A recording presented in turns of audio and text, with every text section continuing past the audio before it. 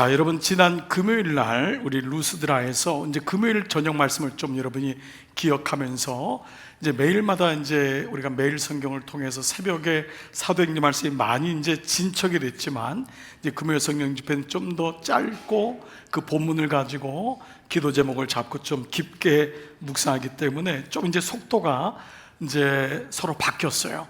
이제 매일 성경, 매일 새벽 말씀이 좀 더 빨리 가고 6월 말까지 이 말씀은 사도행전은 이제 마무리가 되고 그 대신 금요일 말씀은 좀 더 한동안 아마 올해 한해 겨울, 가을까지 계속 갈 거니까 여러분들이 매번 말씀들을 이렇게 서로 비교하면서 묵상하면 좋을 듯 싶습니다. 우리가 지난 금요일 날 다시 여러분들에게 생각을 좀 소환해 볼게요. 안진뱅이 된 자, 나면서부터 있는 자가 이 바울이 그에게 예수의 이름으로 일어나게 하는 사건이 어제 말씀이었죠. 지난 금요일 날 그 제목이 내 안에 있는 영을, 내 안에 잠자는 영을 깨우라. 내 안에. 이건 사도 바울도 놀랬고 고침을 받았던 안진뱅이도 놀랬어요. 우리 안에는 놀라운 하나님의 영이 있는데 그걸 잠재우고 살고 있죠.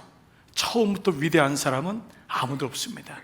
그 하나님의 영상이 있는데 그걸 모르고 살아가는 인생들이 너무도 많죠. 근데 복음이 접속될 때, 복음을 만날 때 내 안에 내가 누군지를 비로소 알게 되고 낭망하고 실망하고 죽고 싶고 포기하고 싶었던 내 영이 다시 살아나는 영의 부활이 일어나는 것을 보게 되죠.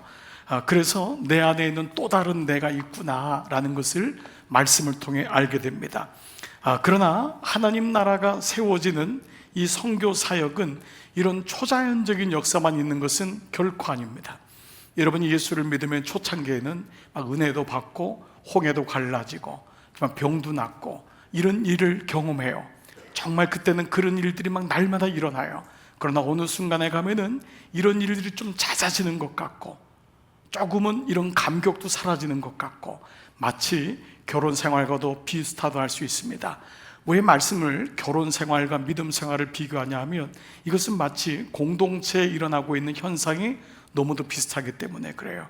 여러분 처음에 만날 때는 너무 기쁘잖아요. 그러나 시간이 지나면서 그 기쁜 그 사람이 원수라는 것을 이제 알게 되고 네, 서로 참고 견디고 그 다음에 또 그 안에서 하나가 되는 과정. 여러분이 아기를 처음 낳으면 막 기쁘게 데려와요. 목사님 아이가 태어났어요. 조금만 기다려봐라. 목사님 제가 왜 낳는지 모르겠어요. 이런 일들이 겪고 나가죠. 근데 그 마음은 변함이 없는 거예요. 그렇듯이 오늘 인생 속에 믿음 속에도 현상적으로 좋게 보이는 일만 생기는 것이 결코 아니에요. 믿음이 성숙한 사람은 동전의 양면을 미리 알고 있습니다. 미리 아니까 시험 들 일도 확실히 적어지고 위에서 보는 훈련이 되니까 이 좋은 일이 있으면은 우리를 또 어렵게 하는 일도 오겠구나 라고 하는 것을 미리 예측할 수 있는 것이죠. 자, 오늘 9절 19절의 말씀이 이렇게 시작되고 있어요. 유대인들이 안디옥과 이고니온에 와서 무리를 어떻게 해요? 충동하니 그들이 돌로 바울을 쳐서 죽은 줄로 알고 시외로 끌어내치니라. 이거는 죽었단 말이에요. 정말 바울이 고반 죽은 거예요. 살 소망이 없는 거예요. 시체를 끄집어낼 정도로 바울은 이런 일을 경험해요. 여러분들이 생각하는 바울하고 오늘 성경에 나온 바울은 너무도 달라요. 많은 사람들은 바울의 인생을 살고 싶어요. 그래서 영어 이름에도 폴이라는 이름이 많습니다. 자기 아이를 폴로 이름 짓는 거예요. 그러나 이 폴이라는 이름 뒤에는 너무도 고난이 많아요. 너무도 아픔이 많습니다.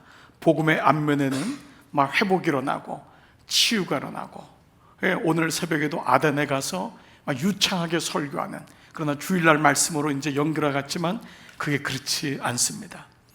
아덴은 바울에게는 너무도 수치스러운 장소였어요. 교회가 세워지는 곳곳마다 바울이 가는 곳마다 교회가 세워지지만 유독 세워지지 않은 곳이 아덴입니다. 그래서 오늘 윤 목사님이 설교할 때 성삭자들이 아덴의 사역을 실패라고 하는 사람도 있지만 우리가 또 하나님의 눈으로 보면은 실패라고는 할 수 없습니다. 거기도 구원받은 사람이 있습니다 라고 하는 면을 말씀을 나눴지만은 왜 성서학자들이 실패라고까지 하느냐? 아덴에서 수치가 너무도 큰 거예요. 그걸 겪어내는 거예요. 물론 복음에는 실패란 단어는 어울리질 않아요. 실망하고 낭패도 하고 거기서 수치도 드러나고, 야, 내가 실력이 이것밖에 안 되나? 이런 모습도 드러나게 되는 것을 경험하죠. 그렇기 때문에 복음에는 드러난 것으로는 가는 곳마다 치유도 일어나고 능력도 일어나고, 예수 안 믿는 사람이 믿고 나의 데오빌로가 막 찾아오는 것 같고, 그러나 복음의 이면에는 고난이란 단어가 있다는 거예요. 거기는 실망도 있어요. 거기는 예측하지 못한 단어들이 또 있는 거예요. 동전의 양면을 미리 봐야 돼요. 오늘 설교 제목이 뭐냐면 영광과 고난, 그 이중적 장치를 파악하라. 한번 띄워줘 보세요. 한번 제목을 다시 한번 읽어볼게요. 영광과 고난, 시작. 영광과 고난, 그 이중적 장치를 파악하라. 이 제목을 잊지 말으셔야 돼요. 영광이 있지만 영광의 값을 치러야 돼요. 여러분이 이 정도 삶을 유지하고, 만약에 이 정도까지 대단한 삶을 우리가 세상적으로 명예를 유지하고 이게 아닐지라도 이만큼 여러분들이 살아오셨다는 것은 그 뒤에 눈물이 없는 사람은 아무도 없는 거예요. 그 뒤에는 값을 치르신 거예요. 여러분, 결혼은 행복이 아니에요. 결혼은 거룩이거든요. 결혼은 두 사람이 모여서 얼마나 거룩을 향해 가느냐예요. 행복을 갖는 사람은 이내 실망합니다. 그러나 그 거룩을 지키기가 너무 어려운 거예요. 이미 여러분 중에 경험한 분도 있고 그걸로 인해서 너무 아픔을 가진 사람도 있을 거예요. 그게 지켜내기가 어려운 거예요. 믿음도 마찬가지입니다. 믿음에는 분명히 영광이 있어요. 믿음에는 분명히 능력이 있어요. 그러나 그 능력과 영광이 드러나기 위해서는 값을 치르는 아픔이 있어요. 이걸 성경은 고난이라고 하죠. 그렇기 때문에 하나님 나라는 영광의 자리에 있는 것만 보시면 안 돼요. 그에 따르는 고난도 있음을 여러분들이 필히 보셔야 돼요. 그래서 하나님 나라는 이런 말이 있어요. 고난을 먹고 자란다. 하나님 나라는 고난을 먹고 자란다는 거예요. 그냥 자라지 않대요. 하나님 나라가 막 헌신과 우리의 막 서약과 이런 걸 어떤 이런 애씀 이걸 통해서 자라는 것이 아니라 고난을 통해서 자라난다라는 거죠. 아무도 고난을 좋아하는 사람은 없잖아요. 그런데 이게 하나님이 세우신 법칙입니다. 그러니까 이 법칙을 제대로 이해하기 시작하면은 그 다음부터는 우리가 이 부분을 전체를 보는 눈이 열리죠. 그래서 오늘 본문을 통해서 먼저 우리는 사도 바울이 복음을 가지고 살아갔던 그 영광스러운 삶을 살았던, 성경의 4분의 3, 신약 성경의 4분의 삶을 썼던 사람, 기독교를 집대성했던 사람, 그 사도 바울, 복음을 가지고 가졌던, 살아갔던 그 사도 바울이 가졌던 아픔이 성경의 곳곳에 있어요. 여러분도 동의하게 될 거예요. 크게 세 가지 영역에 바울에게는 아픔이 있었습니다. 바울의 그 영광스러운 복음 뒤에는 아픔이 있었는데, 첫 번째는 바울은 복음을 전하면서 겪어야 되는 삶의 아픔이 있었어요. 이걸 삶의 아픔이라고 하는 것은 대가라고 할 수 있어요. 복음을 전하지만 그 대가를 받는 거예요. 삶의 고난. 그는 복음 때문에 어려움을 경험해요. 여러분, 참 이게 아이러니하죠. 여러분, 복음을 전하면 얼마나 좋아요. 근데 그는 복음을 전하고 교회를 지키는 것 때문에 아픔을 경험해요. 고난을 겪어요. 고린도후서 11장 23절 이후를 보면은 진짜 기가 막힌 일이 나와 있어요. 어떤 말씀인지 한번 보겠어요? 내가 수고를 넘치도록 하고, 그런데 결과는 뭐죠? 옥에 갇히기도 더 많이 하고, 수고했는데 결과는 옥에 갇혔고, 더 많이 하고, 매도 수없이 맞고, 여러 번 심지어 죽을 뻔하였으니, 유대인들에게는 40에 하나 감한매를 5번 맞았고, 태장 3번 태장으로 맞고, 1번 돌로 맞고, 3번 파손했는데 일주야를 기품에서 지냈으며, 여러 번 여행에 강의 위험과 강도의 위험과 동족의 위험과 이방인의 위험과 신의 위험과 광야의 위험과 바다의 위험과 거짓 형제 중의 위험을 당하고, 또 수고하며 애쓰고 여러 번 자지 못하고 줄이며 목마르고 여러 번 굶고 춥고 헐벗었노라. 이게 바울의 신앙 간증이에요. 그러니까 예수 믿고 집 샀다 이런 단어가 없어요. 예수 믿었더니 우리 집이 너무 복받았다 이런 말씀이 없어요. 이게 성경이 전해주는 이 팩트예요. 근데 오늘 우리에게는 변질된 게 뭐죠? 예수 믿었더니 잘 풀렸어. 예수 믿었더니 아이가 좋은 대학 갔어. 예수 믿었더니 마치 예수 모르는 세상 사람들하고 별 다르질 않아요. 그래서 마치 우리는 예수 믿는 게 이 땅에서 뭔가 막 잘 되고, 그 후대하심보다도 그 전에 바울이 어떤 이 대가를 치렀는지를 말씀하고 있죠. 물론 이런 고난을 겪을 사람은 사실 아무도 없을 거예요. 심지어 어느 선교사님도 이 정도까지는 아닐 거예요. 모슬렘 국가에서 복음을 전하는 사람들 중에는 정말 이런 아픔을 경험한 분도 있겠지만 이 정도는 아닐 거예요. 그렇지만 또 이 말씀은 우리에게 또 긍정적인 적용도 돼요. 아무리 요즘이 교회가 너무 어렵고 예수 믿기 어렵고 너무 안 된다는 거, 전도도 안 되고 복음 전하는 것도 어렵고 너무 어렵다는 거예요. 그러나 이 정도는 아니잖아요. 이 정도는 예수 전하면서 막 감옥에 가고 예수 전하면서 매 맞고 예수 전하면서 막 파선당하고 파멸당하고 이건 아니잖아요. 오히려 우리는 부끄러운 것을 경험하죠. 그 바울은 대가를 치른 거예요. 이 고난이 올 때 이것이 별로 이걸 낯설지 않게 받아들인 거예요. 그런데 이후에 하나님은 정말 후대하신 하나님을 경험하게 되는 거죠. 그러니까 먼저 바울에게는 삶의 고난의 자리가 있었다는 거죠. 그러니까 여러분의 삶이 고난이 올 때 여러분 의아하게 생각하지 마세요.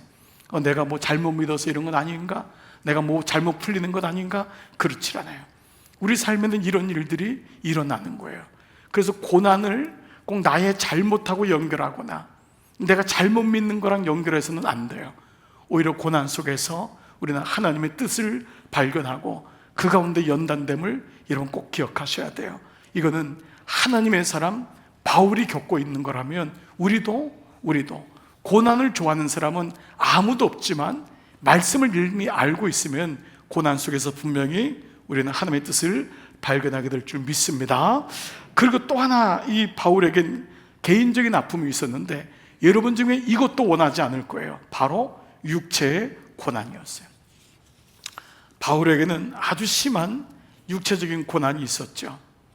고린도서 12장 7절 보면은 여러 계시를 받은 것이 지극히 크므로 너무 자고하지 않게 하시려고 내 육체의 가시 곧 사단의 사자를 주셨으니 이는 나를 쳐서 너무 자고하지 않게 하려 하심이라.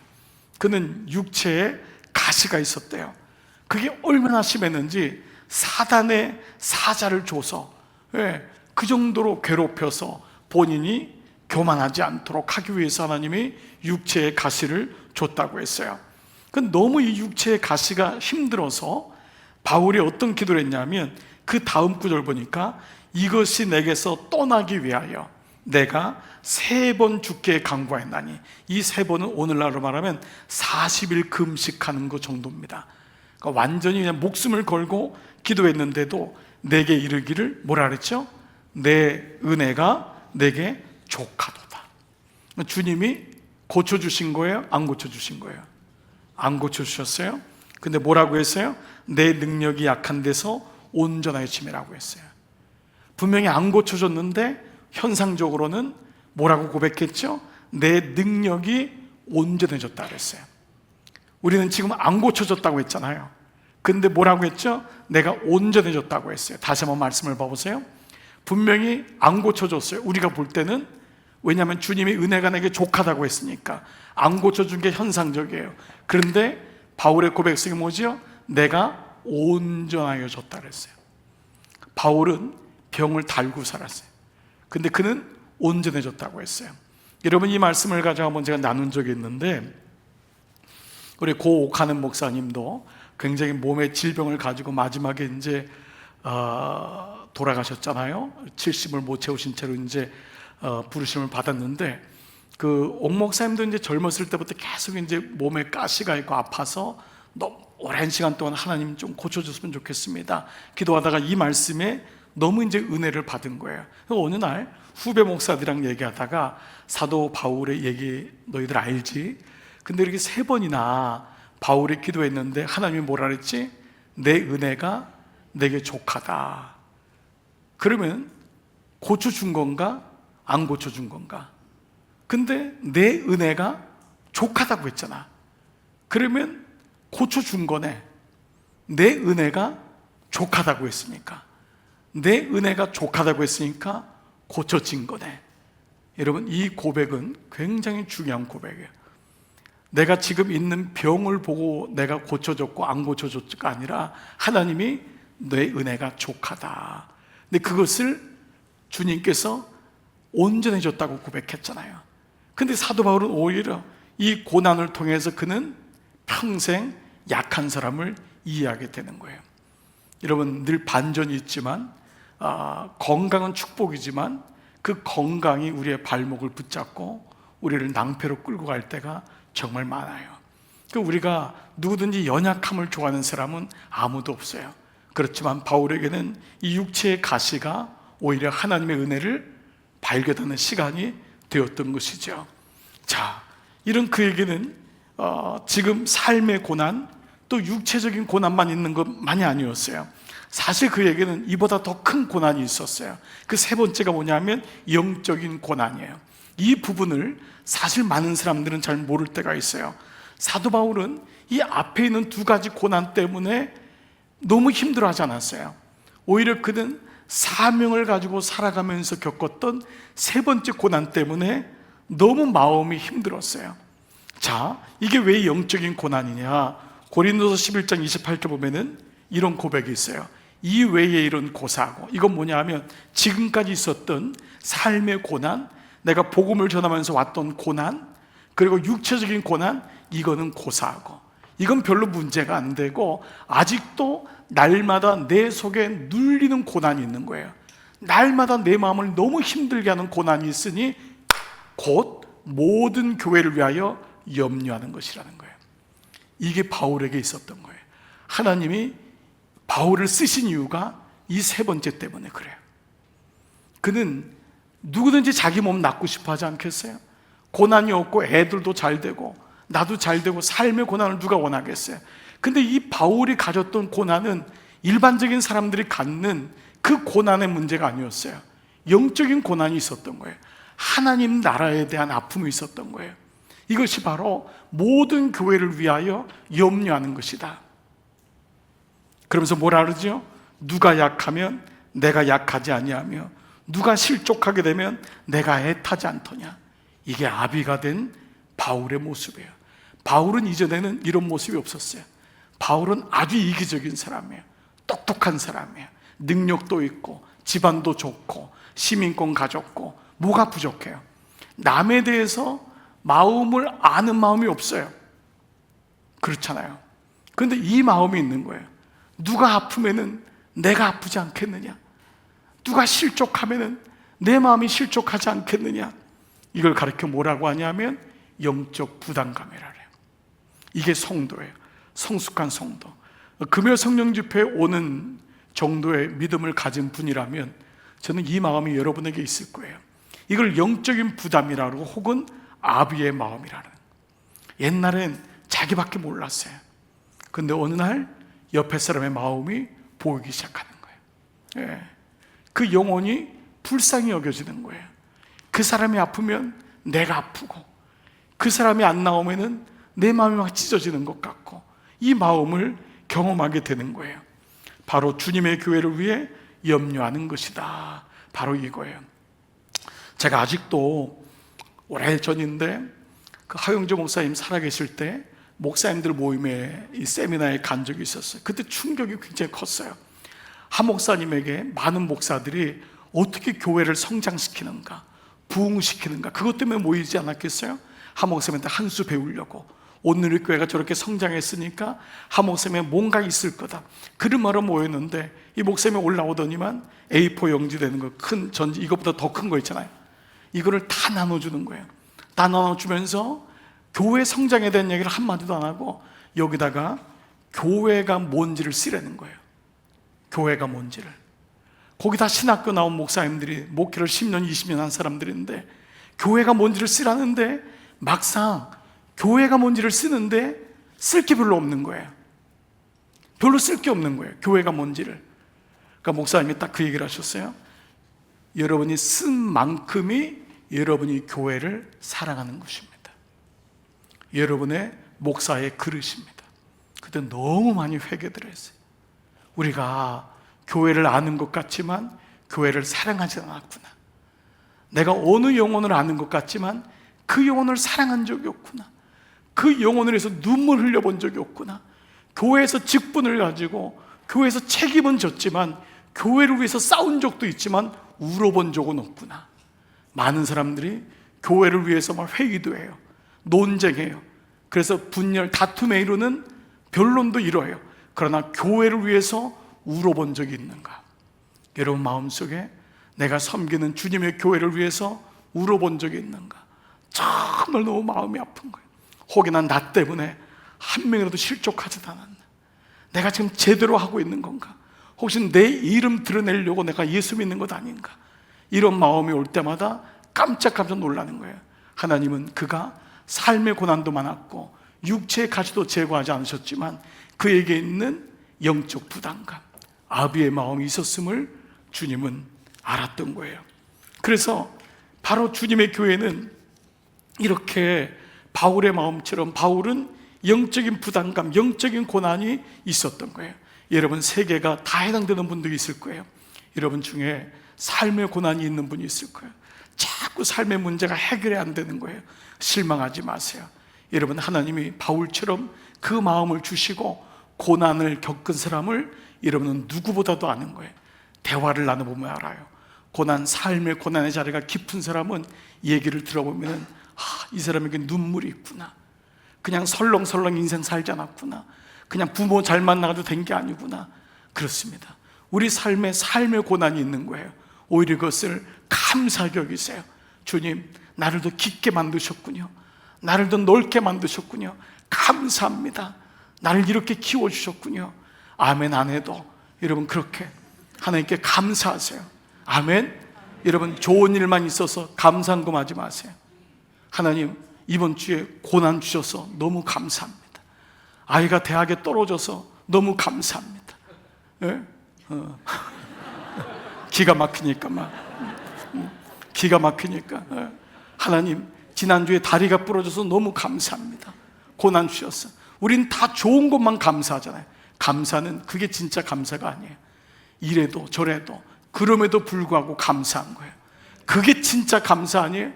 진짜 감사하잖아요. 아멘 한 분만 정말 주님의 은혜를 충만하게 받으시기를.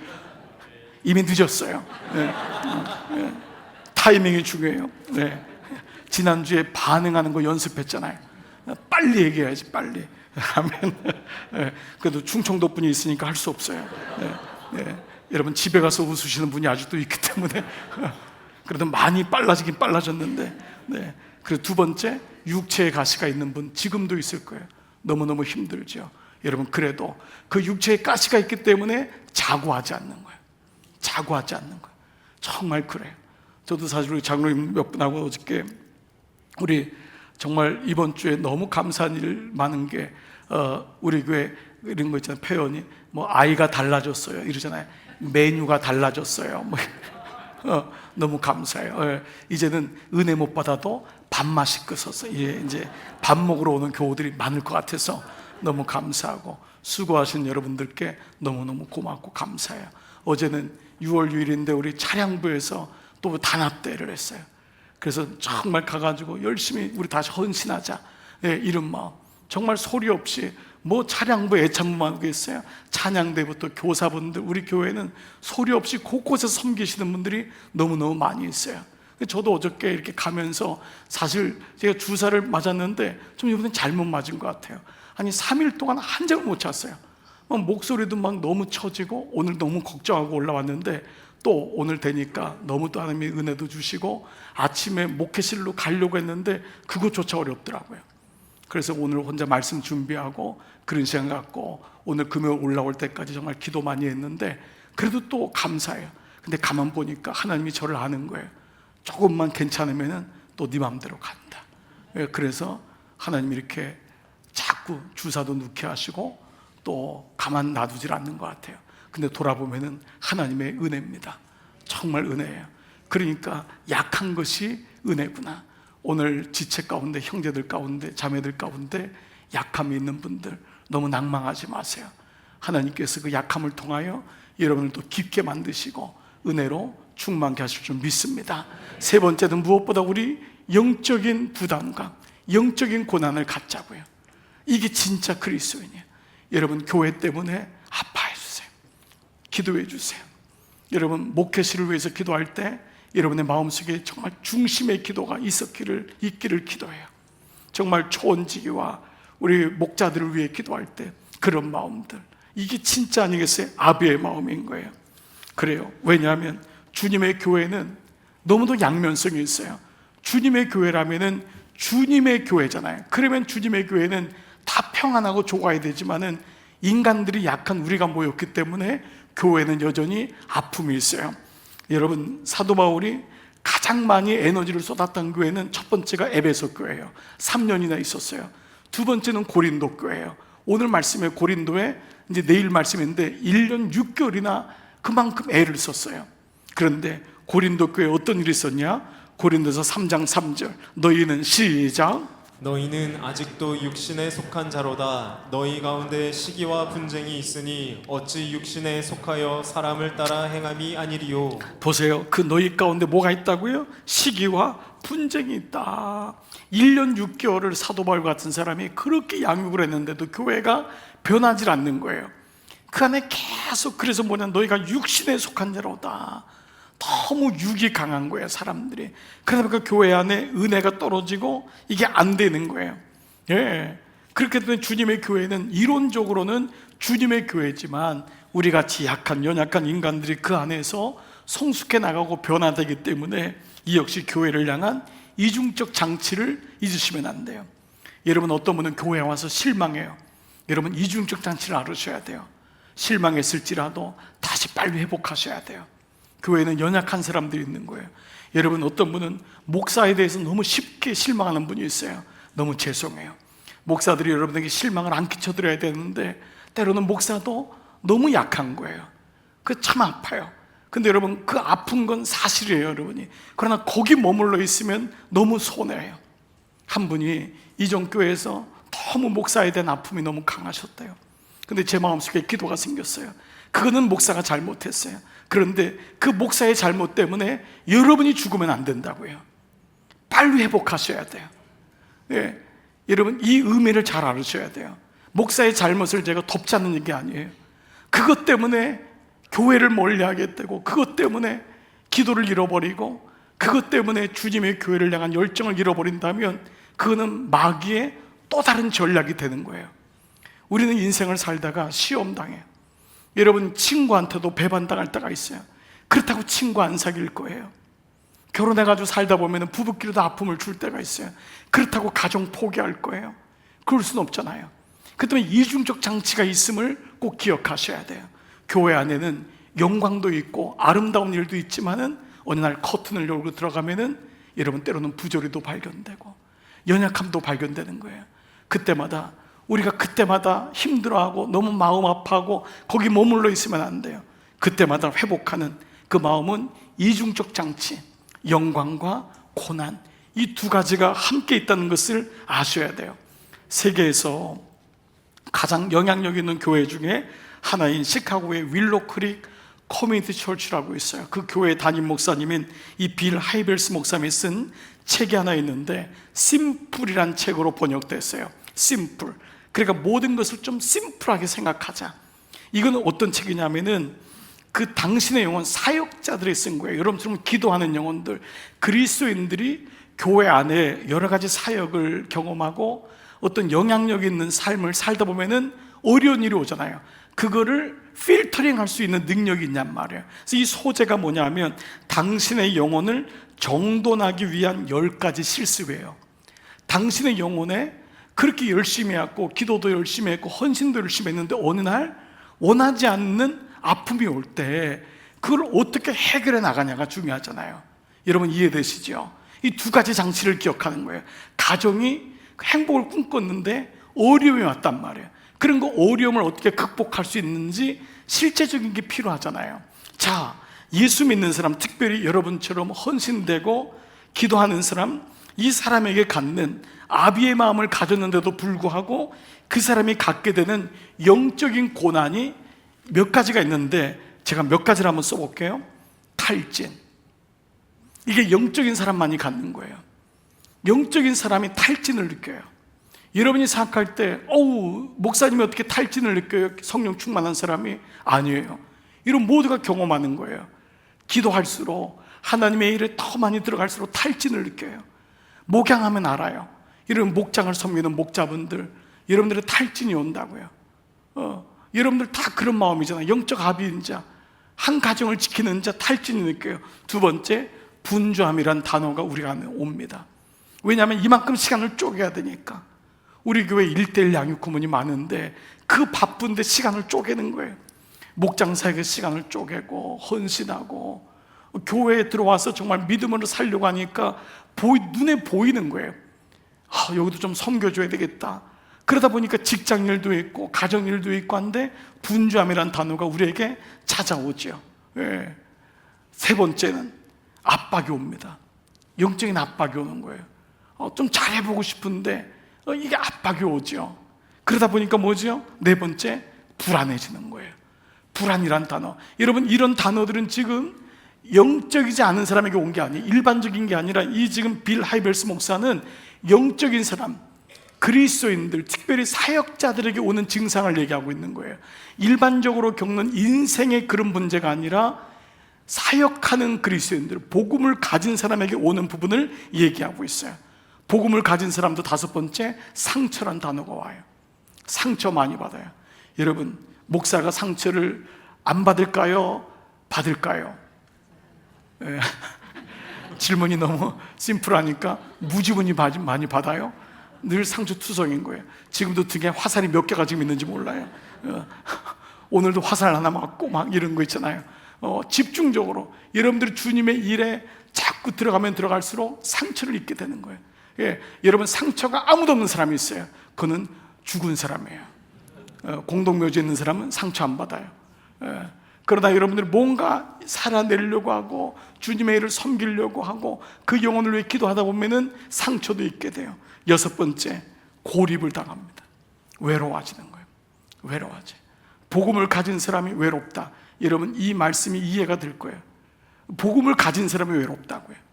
그렇게 교회에서 헌신하고 늘 사람들이 볼 때 웃고 하는데 돌아서면 외로운 거예요. 고립된 것 같아요. 혼자인 것 같아요. 아무도 그걸 몰라주는 것 같아요.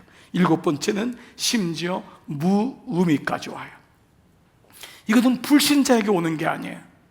불신자에게 오는 게 아니에요. 복음을 가진 사람에게 오는 이런 영적 부담감이 오는 거예요. 그래서 이때 이 책 제목이 뭐냐면 Simplify예요. 단순화시키라는 거예요. 말씀을 가지고 풀어내라는 거예요. 훈련하라는 거예요. 연습해야 된다는 거예요. 예. 이 부분을 이제 얘기하는 거예요. 그래서 바울의 삶에는 이 7가지가 다 있었어요.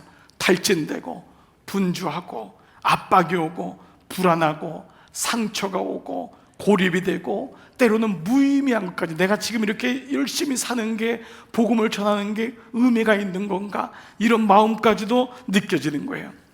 사도 바울은 자신의 영적 부담이 얼마나 심했는지를 이렇게 말해요. 고린도서 1장 8절, 형제들아 우리가 아시아에서 당한 환난을 너희가 알지 못하기를 원치 아니하노니 힘에 지나도록 심한 고생을 받아. 도대체 얼마나 영적으로 쏟았으면은 힘에 지나도록 심한 고생을 받아. 사도 바울의 고백이에요. 살 소망까지 끊어졌다 그랬어요. 살 소망까지. 목회를 하면서 너무 힘들어가지고 살 소망까지 끊어지고 우리 마음에 사형 선고를 받은 줄 알았으니, 이런 마음까지였던 거예요. 이게 아비의 마음 아니에요? 이 마음, 바울이 가졌던 이 마음인 거예요. 이런 영적 부담과 고난이 왔던 거예요. 그런데 그는 어떻게 이 고난들을 통과할 수 있었을까요? 무엇이, 아니 어떻게 그가 이런 고난을 광야에서 참고 버티고 이겨낼 수 있었을까? 사도 바울은 제자들에 대해서 오늘 그 비밀을 22절에서 이렇게 말씀하고 있어요. 21절부터 한번 볼게요. 복음을 그 성에서 전하여 많은 사람을 제자로 삼고 루스드라와 이고니온과 안디옥으로 돌아가서, 첫 번째 뭐라고 했냐? 다 같이 시작. 제자들의 마음을 굳게 하여 이 믿음에 머물러 있으라 권하고. 첫 번째, 제자들의 마음을 굳게 하여 이 믿음에 머물러 있으라. 흔들리지 마라. 흔들리지 마라. 이게 이상한 것이 아니다. 이상한 것이 아니다. 이 믿음에 머물러 있어라. 첫 번째가 머물러 있어라. 그러면서 두 번째 어떤 원리를 말씀하냐면, 우리가 하나님의 나라에 들어가려면 많은 환난을 겪어야 할 것이라는 거예요. 하나님 나라에 들어가려면 많은 환난을 겪어야 한다. 이게 원칙이라는 거예요. 그러니까 no cross, no crown. 십자가 없는 왕관은 없는 거예요. 그러니까 하나님의 나라에 들어가려면 많은 환난을 겪어야 하는 거예요. 그냥 들어가질 않아요. 나무에 나이테가 있듯이 삶의 고난에, 그 고난의 태들이 있어지는 거예요. 여러분이 예수님의 십자가를 졌을 때 그 겟세마네 동산을 한번 생각해 보세요. 그 말씀들을 한번 떠올려 보세요. 예수님이 이 땅에 오셨을 때 창조자의 아들로 오신, 창조자 그 하나님의 모습으로 온 거 아니에요. 그러나 그가 인간으로 있으시면서 그가 십자가에서 당했던 모든 일들을 생각해 보세요. 그 고난을 안 받을 수도 있잖아요. 그런데 그분이 십자가에서 모든 고난, 고통, 침뱉음, 모욕, 이 모든 걸 그냥 다 받으시는 거예요. 반항하거나 거기에 대해서 뭐 거부하거나 그게 아니었어요. 다 받으시는 거예요. 끝까지 견디시는 거예요. 끝까지 십자가를 지켜요. 그러니까 여기에 대한 말씀이 히브리서 12장 2절에 보니까, 믿음의 주여 또 온전케 하시는 이인 예수를 바라보자. 저는 그 앞에 있는 즐거움을 위하여, 그 앞은 뭐예요? 그 영광을 위하여, 그 영광, 하나님 나라의 영광을 위하여 뭐죠? 고난, 십자가를 참으사. 예수님이 두 양면이 있었던 거예요. 영광만 있는 것이 아니었구나. 영광을 위해서는 눈물을 통과해야 되는 거예요. 아픔을 통과해야 되는 거예요.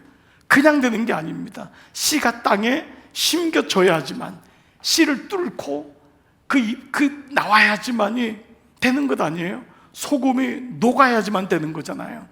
어떤 게 그냥 되는 것 없잖아요.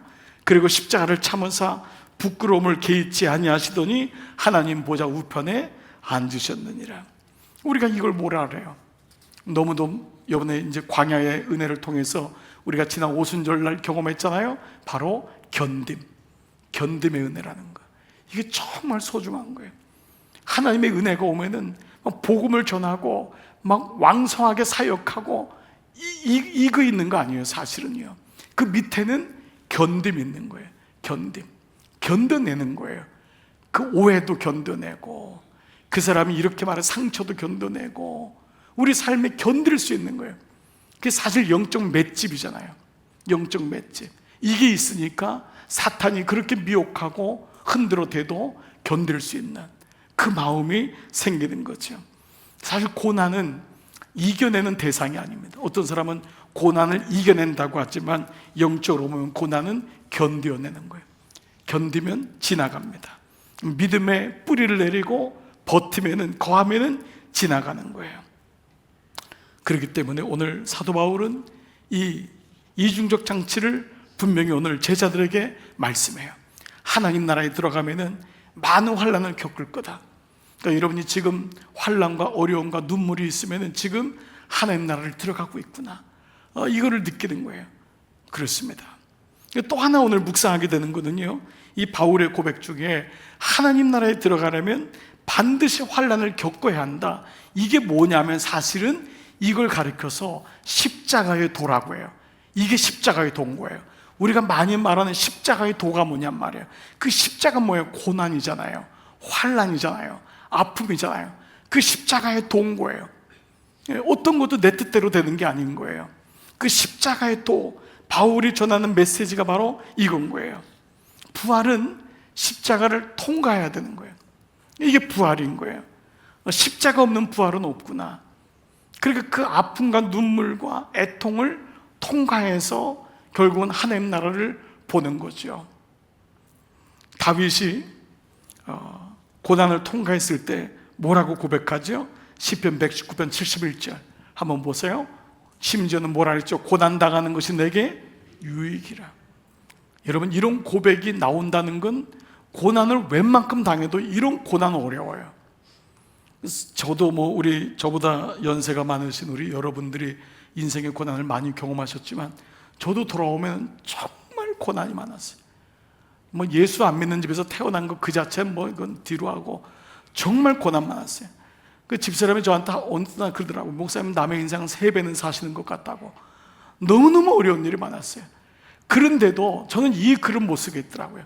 고난당하는 것이 내게 유익이라. 근데 오늘 이 말씀의 원리가 뭐예요? 다시 띄워줘 보세요. 고난당한 것이 내게 유익이라. 심지어 뭐라 그랬죠? 이로 인하여 내가 주의 율례를 배우게 되었다는 거예요.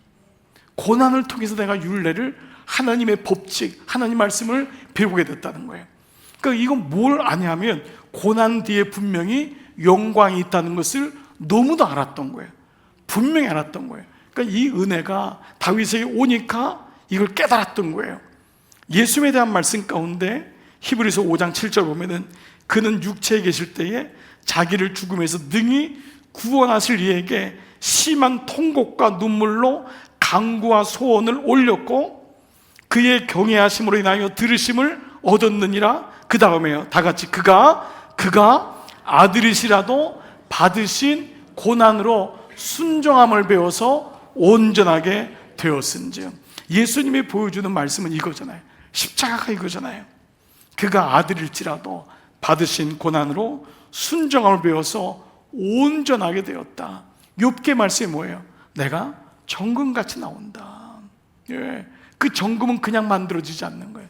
그러니까 믿음이라는 것은 정말 그 눈물과 고통이 우리가 원하지 않는, 그러니까 이게 없다고 하는 게 잘못된 이단인 거예요. 여러분, 잘못된 사입이나 이단들을 보세요.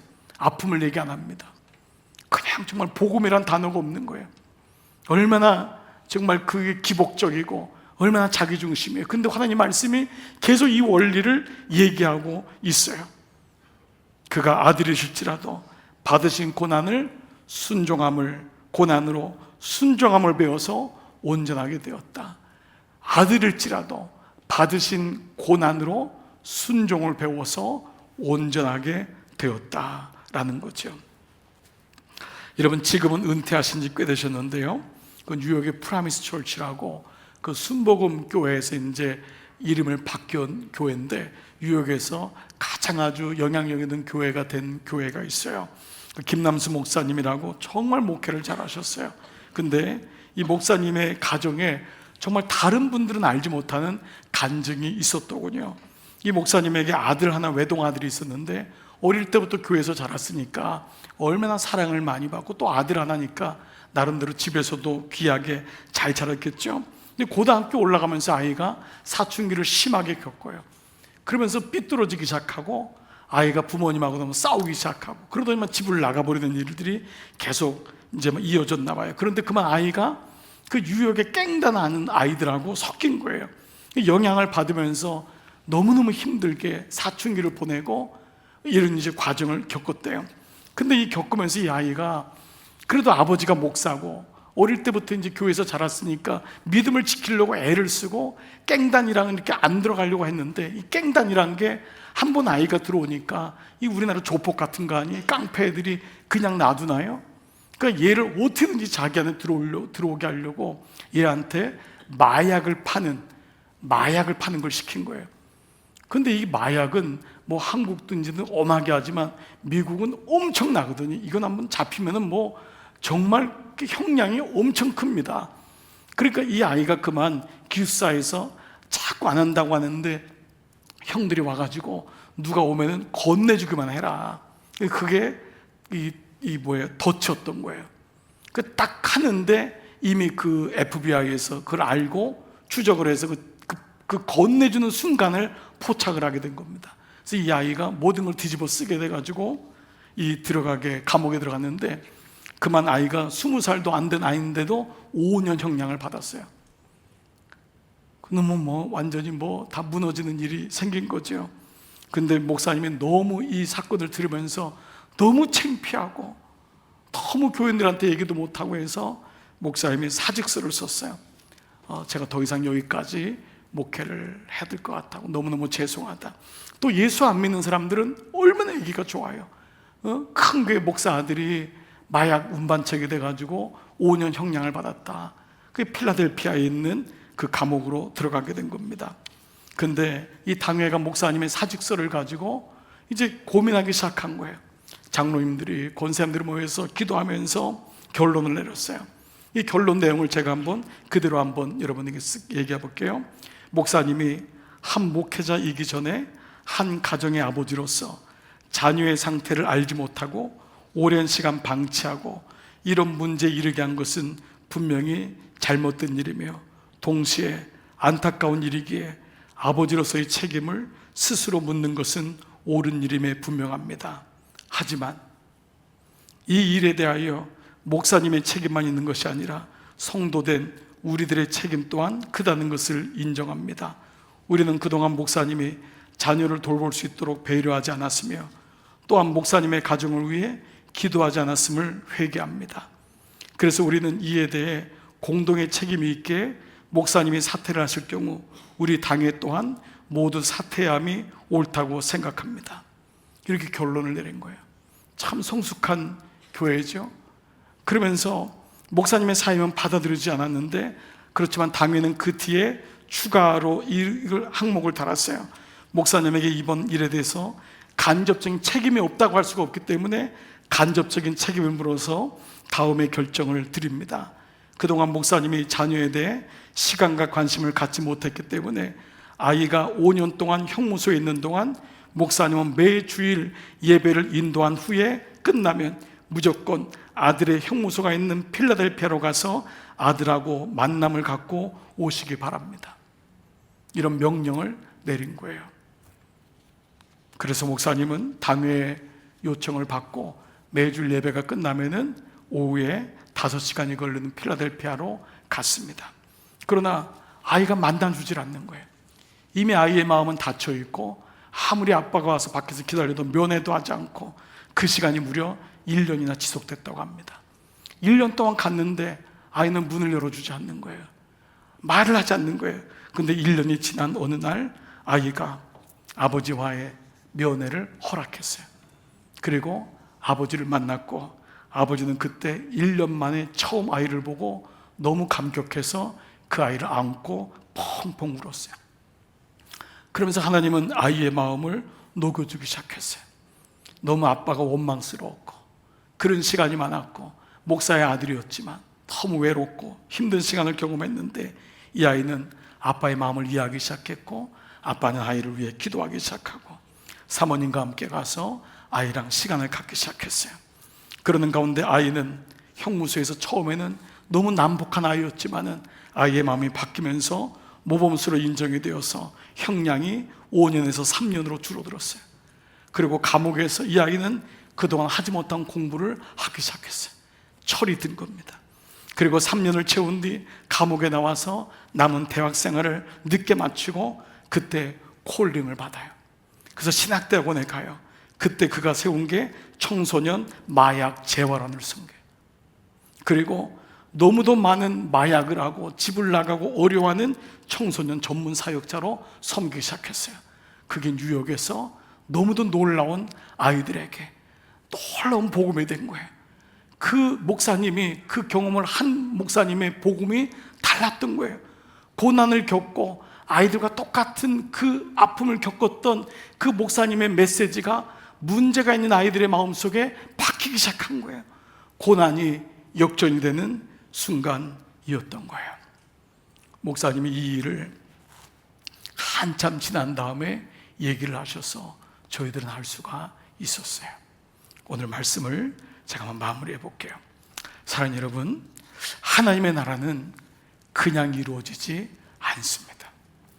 하나님의 나라는 고난이라는 자양분을 먹고 자라요. 성도도 마찬가지예요. 어떤 성도도 그냥 되는 성도가 아무도 없어요. 그건 거짓말이에요. 그렇지 않아요. 사람들이 알지 못하는 눈물과 아픔과 고난과 오해를 받으면서 그 안에서 묵묵히 그 자리를 지키고, 그 십자가를 하나님 나라에 들어가면 많은 환난을 경험해야 된다, 겪어야 된다. 오늘 바울의 십자가의 도를 분명히 말씀하고 있는 거예요. 예수 믿었더니 고난이 사라졌다. 여러분, 이단입니다. 예수 믿었더니 좋은 일만 있더라. 이단입니다. 예수 믿었더니 형통하더라. 고난은 사라졌더라. 이단입니다. 우리는 육을 가지고 있는 동안 영적인 부담을 또 가지고 있고 영적인 고난을 아는 사람이라면 우리는 평생도록 십자가의 도를 가지고 살아가는 것이 그리스도인인 거예요. 이 사람이야말로 늘 스스로가 기도의 자리에 나오는 사람이에요. 아픔에 있는 사람은 늘 기도의 자리에 나오는 거예요. 그러나 세상의 형통만을 가진 사람은 조금만 좋아지면은 기도의 자리에 나오지 않아요. 그러나 묵묵히 하나님의 십자가를 바라보는 사람은 다른 거예요. 로마서 8장 18절, 생각건대 현재의 고난은 장차 우리에게 나타날 영광과 비교할 수 없도다. 현재의 고난은 장차 우리에게 나타날 영광과 비교할 수 없도다. 이 사람을 누가 이길 수가 있겠어요? 사단이 이 사람을 어떻게 건들 수가 있겠어요? 그러므로 여러분, 고난이 없는 것을 자랑하는 것이 아니라 고난 속에서도 하나님을 바라보는 것을 감사하고, 여러분의 고난이 절대로 아무 의미가 없는 것이 아님을 오늘도 기억하시기를 주님의 이름으로 축복합니다. 오늘 사도들은 1차 전도행이 마쳐지고 바울과 바나바의 선교행으로 마지막 말씀이 끝나는데 그 23절이 이렇게 끝나요. 각 교회에서 장로들을 택하여, 이 장로는 오늘날 우리 장로님들이 아니에요. 영적 아비들인 거예요. 그 교회에서 영적 아비들을 세우는 거예요. 믿음의 깃발을 가진, 고난을 통과하고 환난을 겪은 믿음의 사람들을 택하여 그들로 금식 기도하고 함께 마음을 가지고 함께 기도하며 그들이 믿는 주께 그들을 위탁하고, 이게 교회인 거예요.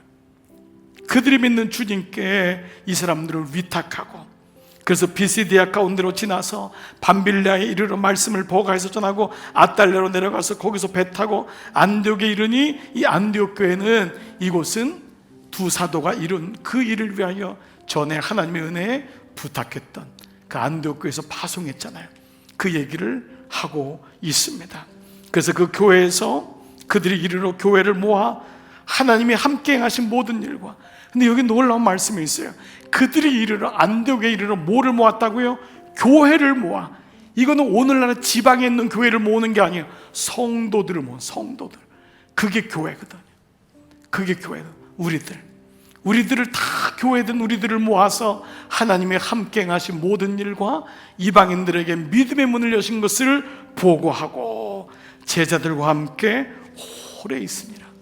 거기서 같이 믿음의 뿌리를 내리고 교회를 든든히 세웠던 거예요. 오늘 말씀 여러분 제목입니다. 다시 한번 이 제목을 새겨보세요. 제목이 뭐였죠? 이중장치. 영광과 고난, 그 이중적 장치를 파악하라. 잊지 말라. 영광과 고난, 이 두 가지만 있으면은 우리는 어떤 문제도 이겨낼 수 있는 거예요.